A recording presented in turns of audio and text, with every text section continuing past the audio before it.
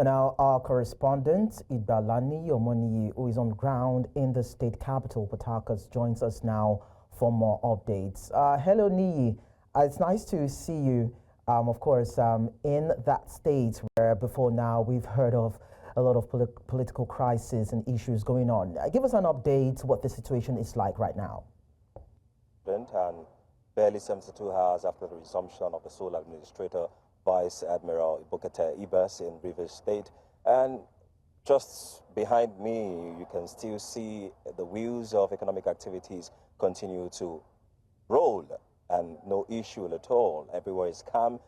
There's been serenity in the environment across various places. Even in local government areas where we think they are actually hotspots, there has been calm there. This does not, however, take away the news and rumors we're hearing on the ground about the planned protest. Who is organizing the protest, we can ascertain for now, but there's still words in the walls, between the walls, saying that there might be some protest on the ground in Rivers State. And across the state, we've also seen the Commissioner of Police, as we had on one of our stories there, spoke and ensured that there's going to be a convoy patrol of security personnel all across the state. And we ourselves have seen some of them. In fact, today we saw some military personnel in their trucks driving into Rivers State. So I want to believe more hands have been deployed just in case it is necessary to actually take action. So far, activities are normal, and we've not seen any sort of disturbance since morning. So would that mean that when you look at the entirety of people in the states, it seems as though they've moved on, or a larger section of the population in Rivers State seem indifferent to whoever is in charge of the states? Permit me to say this, but we know that there's this school of thought that believes that Nigerians easily just adapt to new changes. I don't want to believe that's the case in Rivers State. As I said earlier, there are rumors in the walls that there's going to be a planned protest. But at the same time, if the economic situation is not any different, if, for example, the sole administrator has requested for the wage bill from various local government chairmen so that they can pay salaries, and finances are being deployed because the sole administrator has access to finance, has access to security, there's calm in the land. At the end of the day, I don't know if they will really miss their governor. But of course, we cannot take away the power and responsibility or the duties of the governor, what he has been doing. He knows the layouts better, I believe, according to what we've heard on the street, than the sole administrator. But for now, it seems the sole administrator is mostly taking the right steps from what we can hear from some people, until he starts making actions or making decisions that might actually interfere with people's day-to-day activity. In the interim, everything is normal. People are going about their daily duties. Nothing has been affected. Security situation is the same. Where you would find police officers doing their checkpoints is where you will still find them.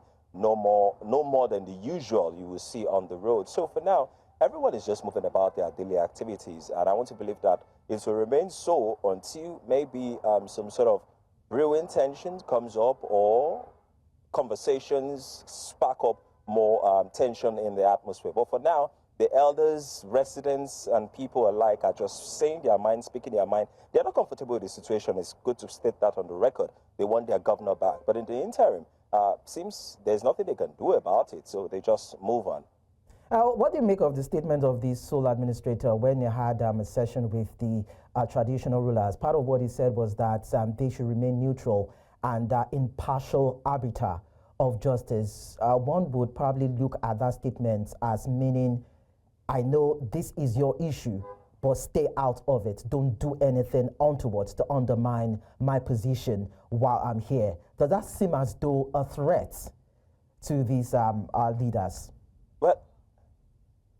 Well, I wouldn't be able to speak for myself because I'm just here to report the facts. Of course. It's their truth. But from what we've heard from the residents themselves reacting to that meeting the sole administrator had with the traditional rulers, they are of the opinion that the traditional rulers should not just sit idle, noting that if this can happen now, which something they tag a slap to democracy, if this can happen now, it means that it can happen again to any other governor, and it could be the turn of any other person in that position. So they've urged their own traditional rulers to speak up and not hide and not be, in their own words, cowards to cower to the voice or dissent calls, or even the authoritarianism, the way they put it, from the federal government down to this place. In the meantime, they're also letting their traditional rulers to understand that they should not be fearful, because that's what one of the residents I spoke to actually mentioned, that it seems that the military presence alone is scaring a whole lot of people, and the traditional rulers are not left out. But I can't speak for the traditional rulers. As I said, we've not really had them speak back to what the sole administrator have said. We're hoping they converge very soon to also say their mind after observing all that has happened. But there's still so much uncertainty on the ground. We hope to see how events unfold. All right, thank you so much, Igbalaniyi Omoniyi, for this. We hope to connect with you some other time to get more details from you. It was nice talking to you.